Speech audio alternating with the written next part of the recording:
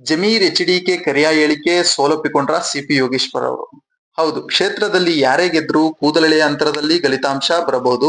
ಆದರೆ ಕಾಂಗ್ರೆಸ್ಗಿಂತ BJP JDS ಕೆಲಸ ಚನ್ನಪಟ್ಟಣದಲ್ಲಿ ಬಹಳಷ್ಟು ವರ್ಕೌಟ್ ಆಗಿದೆ ಎಂದು ಹೇಳುವ ಮೂಲಕ ಸೋಲಿನ ಸುಳಿವು ಕೊಟ್ಟಿದ್ದಾರೆ ಯೋಗೇಶ್ವರ್ ಅವರು.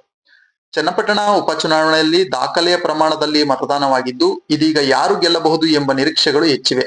ಆದರೆ ಫಲಿತಾಂಶಕ್ಕೂ ಮುನ್ನವೇ ಕಾಂಗ್ರೆಸ್ ಅಭ್ಯರ್ಥಿ ಸಿಪಿ ಯೋಗೇಶ್ವರ್ ಸೋಲೊಪ್ಪಿಕೊಂಡಂತೆ ಕಾಣ್ತಿದೆ. ಹೌದು, ಕ್ಷೇತ್ರದಲ್ಲಿ ಯಾರೇ ಗೆದ್ರೂ ಕೂದಲೆಳೆ ಅಂತರದಲ್ಲಿ ಫಲಿತಾಂಶ ಬರಬಹುದು. ಆದರೆ ಕಾಂಗ್ರೆಸ್ಗಿಂತ ಬಿಜೆಪಿ ಜೆಡಿಎಸ್ ಕೆಲಸ ಚನ್ನಪಟ್ಟಣದಲ್ಲಿ ಬಹಳಷ್ಟು ವರ್ಕೌಟ್ ಆಗಿದೆ ಎಂದು ಹೇಳುವ ಮೂಲಕ ಸೋಲಿನ ಸುಳಿವು ಕೊಟ್ಟಿದ್ದಾರೆ ಯೋಗೇಶ್ವರ್ ಅವರು. ಜಮೀರ್ ಅಹಮದ್ ಖಾನ್ ಕರಿಯ ಕುಮಾರಸ್ವಾಮಿ ಹಾಗೂ ಮುಸ್ಲಿಮರೆಲ್ಲ ಪೈಸೆ ಪೈಸೆ ಕೂಡಿ ಹಾಕಿ ಎಚ್.ಡಿ. ದೇವೇಗೌಡ ಅವರ ಕುಟುಂಬವನ್ನೇ ಖರೀದಿ ಮಾಡ್ತೀವಿ ಎಂಬ ಹೇಳಿಕೆಗಳು ಸೋಲಿಗೆ ಕಾರಣವಾಗಬಹುದು ಎನ್ನುವ ಅರ್ಥದಲ್ಲಿ ಸಿಪಿಐ ಹೇಳಿದ್ದಾರೆ.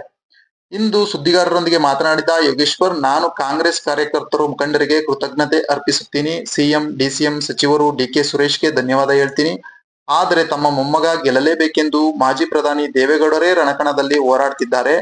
ಇನ್ನು ಸಚಿವ ಜಮೀರ್ ಮಾತಿನಿಂದ ಕಾಂಗ್ರೆಸ್ಗೆ ಮುಸ್ಲಿಮರಿಂದ ಸ್ವಲ್ಪ ಮತ ಬಂದರೂ ನನಗೆ ಬರಬೇಕಿದ್ದ ಒಕ್ಕಲಿಗ ಮತಗಳು ಬಂದಿಲ್ಲ ಅನ್ಸುತ್ತೆ ಎಂದು ಪರೋಕ್ಷವಾಗಿ ಜಮೀರ್ ಅಹಮದ್ ಖಾನ್ ಕುಮಾರಸ್ವಾಮಿ ಬಗ್ಗೆ ಆಡಿದ ಮಾತಿನ ಬಗ್ಗೆ ಸಿಪಿ ಯೋಗೇಶ್ವರ್ ಅಸಮಾಧಾನ ಹೊರಹಾಕಿದ್ದಾರೆ.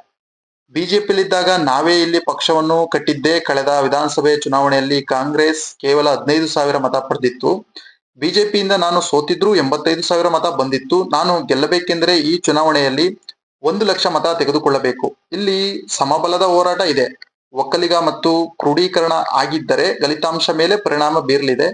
ಡಿಕೆ ಸುರೇಶ್, ಡಿಕೆ ಶಿವಕುಮಾರ್, ನಾನು ಒಕ್ಕಲನಾಗಿದ್ರು ನಮ್ಮನ್ನು ಜನರು ಮಾಸ್ ಲೀಡರ್ ಅಂತ ಒಪ್ಪಲ್ಲ. ಆದರೆ ದೇವೇಗೌಡರನ್ನು, ಕುಮಾರಸ್ವಾಮಿಯನ್ನು ಒಪ್ಪುತ್ತಾರೆ ಎಂದು ಈ ಮೂಲಕ ಪರೋಕ್ಷವಾಗಿ ಸೋಲಿನ ಸುಳಿವು ನೀಡಿದ್ದಾರೆ ಯೋಗೇಶ್ವರ್ ಅವರು.